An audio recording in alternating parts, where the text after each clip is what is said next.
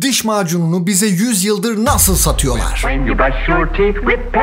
Bir dakika ya, ben kendi istediğim için almıyor muyum diş macununu zaten? Diş de mi fırçalamayalım? Fırçala kardeşim, tabii leş gibi ağızla gezme. Adamlar daha 100 sene önce öyle bir pazarlama hilesi bulmuşlar ki hala işe yarıyor.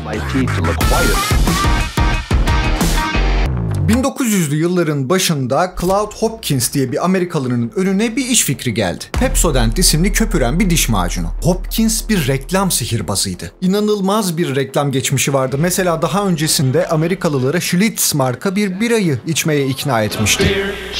Şöyle yazmıştı reklam sloganlarında: Schlitz'in şişeleri taze buharla temizlenir. Herkes de bundan etkilenmişti. Oo ne güzel, taze buharla temizleniyor falan diye, ama insanların bilmediği bir şey vardı. Bira şişeleri zaten hep taze buharla temizleniyor. Bu özel ya da yeni bir şey değil ki. Goodyear lastiklerinden tutun buğday patlaklarını da Amerika'da meşhur eden bu adamdı. Puff Tweet'i de nasıl meşhur etmişti biliyor musunuz? Silahlardan mermi gibi fırlatılan tahıl tanelerini normal boyutunun 8 katına çıkartana kadar patlatıyoruz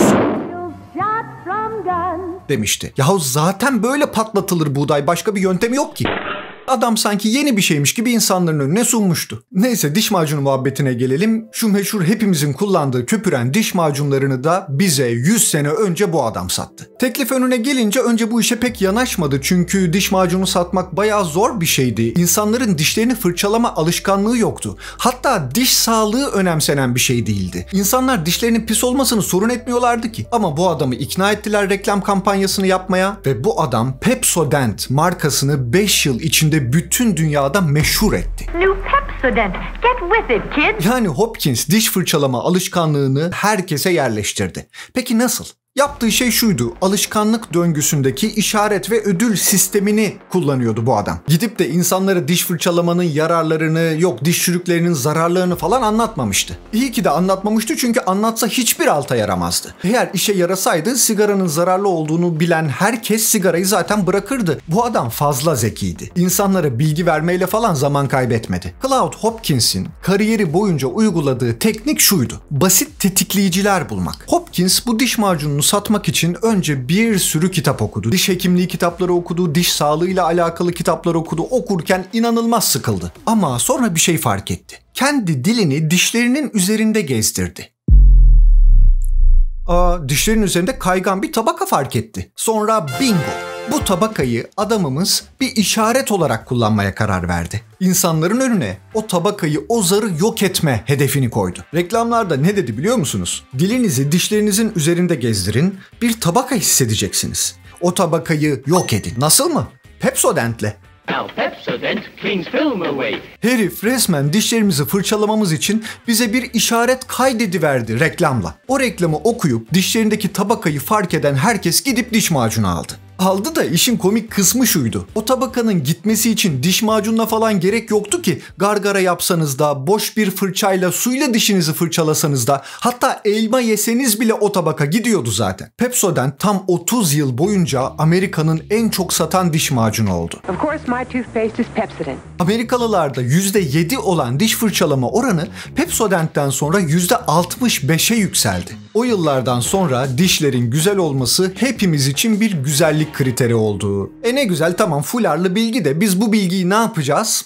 Bu bilgiyi hayatımızı değiştirmek için kullanabiliriz. Karakterimizi zaten alışkanlıklarımız oluşturur ve biz bu alışkanlıklarımızdaki işaretleri fark edersek ve onları düzenlersek kendimizi yeniden kendi istediğimiz gibi inşa edebiliriz. Alışkanlık oturtmanın ilk adımı neydi? İşaret, yani tetikleyici. Önce bir işareti alır beyniniz, o alışkanlığı tetikler, sonra da o alışkanlık gerçekleşir, değil mi? Hatta etrafta gördüğünüz reklamlar da muhteşem tetikleyiciler, muhteşem işaretlerdir. Eğer doğru zamanda doğru yerdeyse. Akılda kalıcı reklam müzikleri, hatta reklam sesleri, şu meşhur kolayı açarken çıkan bir ses var ya, bu sese reklamlarda binlerce kez maruz kaldık, değil mi? Düşünsenize, çok susamışsınız, ortalıkta çok sıcak ve bu sesi duyuyorsunuz.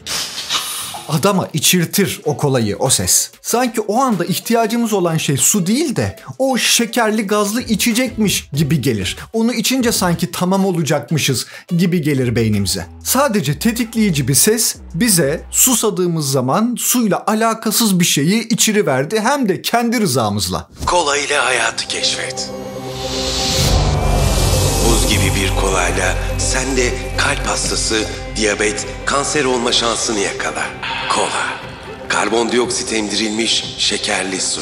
Şu Alışkanlıkların Gücü kitabında bu konuyla alakalı muhteşem örnekler var. Kuzey Teksas ve Yale üniversitelerindeki araştırmacılar ailelerin neden gitgide fast food tüketmeyi arttırdıklarını anlamaya çalıştılar. Bir de baktılar ki çoğu insanın fark etmediği bir ton işaret var. Örneğin bütün McDonald'slar birbirine benzer, öyle değil mi? Hatta çalışanların söylediği sözcükler bile standarttır. 5 lira farklı içeceğiniz ve patatesiniz büyük olsun mu? Oo, bence epey etkili bir işaret. Hatta yiyecekler bile alışkanlık döngüsünü tetiklemek üzere tasarlanmıştır. Patates kızartması örneğin dilinize değdiği anda dağılmaya başlayacak şekilde tasarlanır. Böylece o keskin tuz ve yağ tadını beyninize çabucak ileterek haz merkezini uyarır ve beyninizin o alışkanlığa çabucak kilitlenmesine sebep olur. Bu da alışkanlık döngüsünün yerleşmesini kolaylaştırır. Yani ne yapıyoruz? Eğer iyi bir alışkanlık edinmek istiyorsak alışkanlığın işaretlerini görünür kılıyoruz. Kötü bir alışkanlıktaysa tersini yapıyoruz. İşaretleri görünmez kılıyoruz. Aslında bu kadar basit. Bu işaretleri ne kadar güçlü ve görünür yaparsak bize o kadar az çaba ve o kadar az irade gerekir.